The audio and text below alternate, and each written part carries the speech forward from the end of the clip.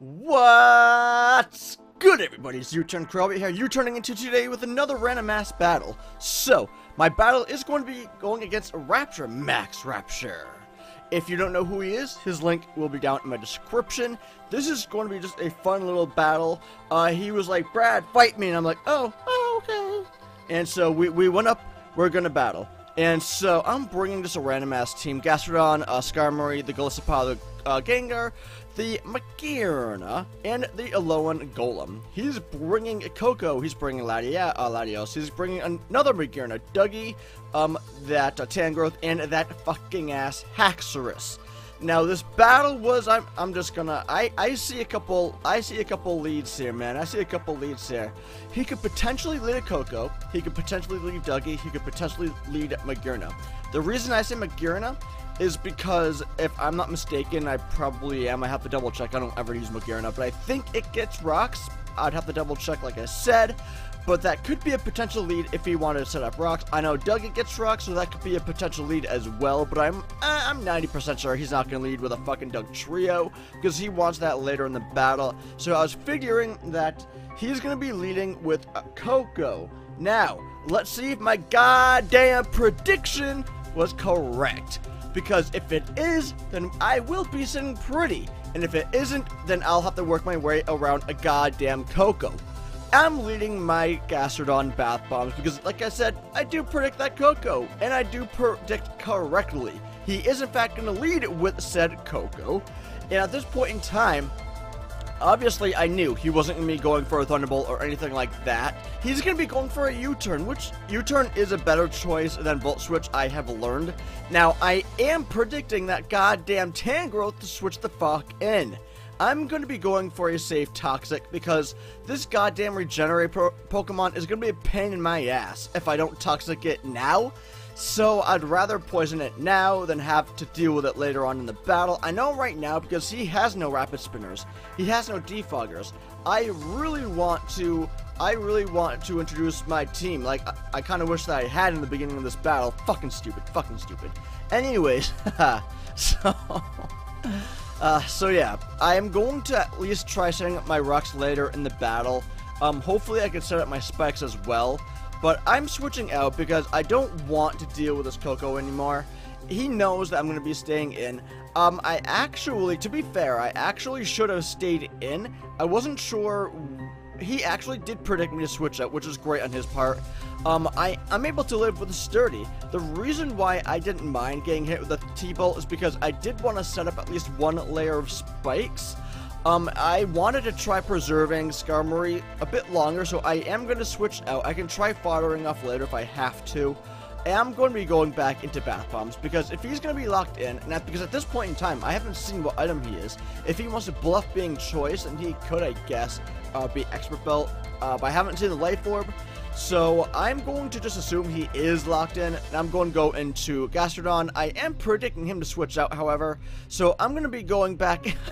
I'm going to be going back into Skarmory. I actually figured he was going to be switching. He obviously didn't, and he's not locked in at all. So I'm not really sure what item he is, but he's taking out Skarmory nonetheless. Skarmory wouldn't have put in a ton of work anyways.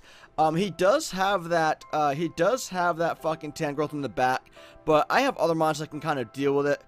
But Dugtrio is now in the way. Now, at this point in time, I really wanted to scare him out. I do have Aqua Jet, and he pretty much knows that because I am bringing Surf and Turf in, so he is going to be bringing out his Magearna, and the Magearna is getting hit with the spikes, and he's going to be getting hit with my Aqua Jet. Now, Surf and Turf is a relatively powerful Pokemon if given the right circumstance and given the right opportunity. It can really surprise some people, but I did show that I do have the Aqua Jet, so I'm hoping that he can I'm hoping he plays relatively not too safe around that. But I'm going to Magearna because I know that I could take a Fluid Cannon. I know that I can take a Flash Cannon. I wasn't really predicting the Aerosphere, but I can definitely take that, as you saw. He's going into Tangrowth once again. Now, at this point, I kind of wanted just to get some damage off on everything. The hidden power, I see, this team, I haven't used in quite a bit, so I forget what hidden power Magearna has. I would like to say Fire, considering it is super effective on that Magearna. So I'm hoping that I do have the HP Fire. So I'm Volt switching out. I know that I can outspeed, and I really want to get some initiative and go into what am I already forget my Golem here. Because the reason why I'm going into Golem is to not take an EQ. I wanted to set up my rocks really. And I knew that I could live at least one EQ from a Tangrowth. And because I am a speedy Golem, I can actually outspeed this Tangrowth and just shoot up my rocks. Now, Tangrowth's base speed is 50, I'm 45. But if he is not invested in speed, and we are, then we are able to outspeed like we are doing right now. And I now have a layer of spikes and stealth rocks up on my opponent's side, which will prove helpful later on in the battle, because like I mentioned, he does not have any defoggers, he does not have any rapid spinners. So as long as I got my one layer of spikes in my stealth rocks, then I will be sitting pretty, because all of his mons will be getting damaged as soon as they come in. But now Golem pretty much did what he needed to do. So I'm going into Cheshire, my Gengar, and I wanted to shoot off a Shadow Ball. From that range, I was almost certain I was going to KO, but I kind of didn't really want to, I don't know, I was afraid. I was actually afraid that Shadow Ball wasn't going to kill Tango from that range, but I wanted just to take that risk. I do actually make quite a few risky plays in this battle, I feel, but this was a fun battle, guys. This was a fun battle. I did not want to stress about anything. I literally just wanted to have fun with a friend. So if you bitch and complain about any of my battles, then leave them in the comment section. But at this point in time, and what I have learned, because, well, I don't know, I'm just gonna shut up. But you can't trap ghosts in. So I'm fairly safe to switch out and go back into Bath Bombs my Gastrodon, because I know he is not going to want to take a Scald. He's gonna be throwing the Earthquake my way, which I can take. I can take at least one. I'm so glad I have Gastrodon on this team, because Gastrodon is putting in the work with it just taking attacks and everything. I do pack the Scald, and I know that he's not going to want to do that, but I didn't really want to overpredict. So what I'm going to do right now is I actually do forget what I'm going to do, but I'm actually either going to go for an Earthquake or a Scald. Ah, that's right. It's all coming back to me. I'm going to go for a safe recover, because that recover was perfectly safe. He was not going to switch in, and I wanted Gastrodon to have enough HP for later on in the battle in case I have to deal with that Haxorus. So that is exactly why I went for the recover. I wanted him to be at full. I'm switching out, and I'm going into Fembot my Magearna, because I can, if he wants to go for a knockoff, fine, but if he wants to go for a Power Whip or, as you saw, Giga Drain, then I know that Magearna can easily take that. And we do pack the HP Fire for situations quite like this. And looking at the damage that Toxic is now doing to Tangrowth, I am super happy that I was able to predict that Tangrowth switch and go and shoot off that Toxic. Now this prediction right here was spot fucking on. I knew, okay, I was about 85% sure that a Flora Cannon from the range Tangrowth was in would KO the Tangrowth. I could be totally fucking wrong. I never used Magearna, but I do know it's relatively powerful. Unless that thing was like Assault Vest or whatever, it would live. But I was banking on the slight chance that it was going to kill. But I was surprised that he switched out, and I was surprised that he switched out into Latios. Oh, whatever. So I am in fact able to destroy that Latios, and Duck Trio is unfortunately going to be throwing an Earthquake Magearna's way, and Magearna is now dead, which I don't mind, because quite frankly, Magearna did what it had to do. It scared some things out. It took out that Latios, which is fucking crazy as all hell. I'm going into Gengar. I want to try scaring this thing out. I'm going to go for a Shadow Ball, because if he's going to stay in, that's fine. I want to shoot off a Shadow Ball to take out the Duck Trio. If he wanted to switch, then no one on his team wants to get hit with a stab Shadow Ball from a fucking Gengar. So he's going to go into Haxorus right now.